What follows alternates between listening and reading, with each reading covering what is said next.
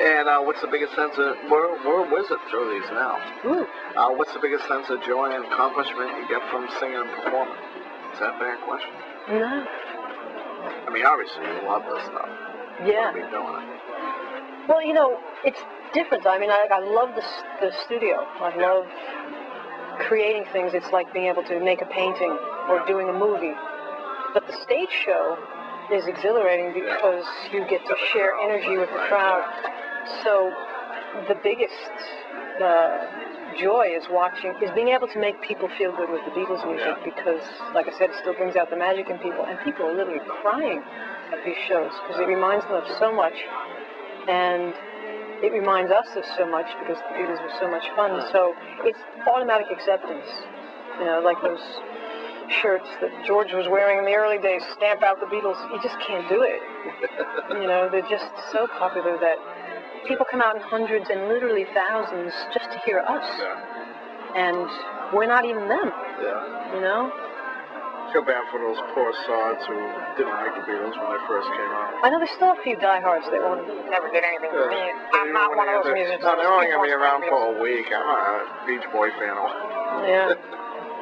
But, you know, a lot of people don't even realize how influenced by the Beatles they are. Like, my students, I'll tell them, you know, you grew up in a world where they were already in every facet of the culture, you know, like yoga on every block, you know, and, you know, you go down to Bread and Circus, that health food store, now called Whole Foods, and it's Magical Mystery Mix for the trail mix, and it's everywhere. Oh, yeah, they definitely, you can still see that pack that they've had. And it's everybody just feeling close to them and warm because of them, or feeling good because of them, and wanting to name their store Abbey Road Clothes in Cambridge. And, you know, it's just, I don't know, I think they just had such a good effect on us all that it's good to keep it going. And I'll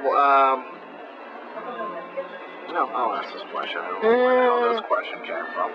What do you consider to be the crowning achievement in your professional and personal life so far? If you don't have an answer, you don't want to answer that. I don't know how that's crowning achievement. I don't think I've done it yet. Okay. Yeah. That's fine. What is the most important thing to remember whenever you walk out on a stage? To be thankful that you're there, and that people came, and to just have fun. And, okay, I asked that question already. How do you guys rank against other Fab Four forgers out there? Imitation forgeries of the... I think musically we're one of the best I've ever heard. I know you were saying that on the phone. Yeah.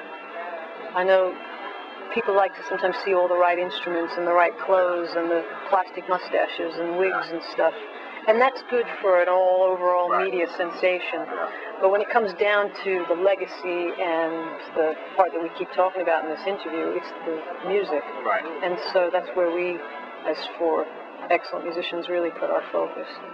And so I don't mess up on this. It's a tribute band? Okay. Sounded like tribute band. Okay. But you guys don't dress up in costumes or anything like that, okay? Yeah. Solely about the music. Although you guys do have fun with the personas and stuff like that. Yeah. And what is a typical All Together Now performance like? It's usually 2 50-minute sets with close to 50 songs. And it's like watching fireworks because we dovetail every song to like back to back, and some of them are only 2 minutes, 58 seconds long. So we don't take time in between tunes. We just hit them with another one, hit them with another one, hit them with another one. And they get mixed up from 1963 to 1970, so you never know which era's coming when. And people are just fascinated to hear that many songs live. And unlike most tribute bands, you guys are really mixing it up. Yeah, some people just like focus on like 64 focuses just solely on that year. 66 and back, yeah. So. Well, that's what makes it difficult for bands, because you'd have to bring like 20 different guitars and all different kinds of sound effects and stuff. But because of electronics now, we're able to do that. Even Paul can do it now. I mean, how many guitars do you play with? I play with 2. Okay. But the other guitar player who also plays keyboards, our Paul John guy, just recently got a Line 6 guitar, which does like 30 different guitars. Yeah. So that's really helpful. He keeps telling me, you got to get Line 6 to give you one. I have a lot of endorsements, but very few companies have actually given me stuff. They cost at least. Sure. We're almost done. 82, you became the first female guitar performance major to graduate with a Bachelor of Music degree at Berklee. In guitar. I'm sure there were women who graduated before me for other majors. Female guitar performance. That's right, yeah. 84, first woman to join the guitar department faculty at Berklee. So you've been doing this for 20 years now. Yeah, they were like... Congratulations. Oh, thank you. I must be looking crazy. One of your friends and classmates was songwriter Melissa Etheridge. Yeah. Really?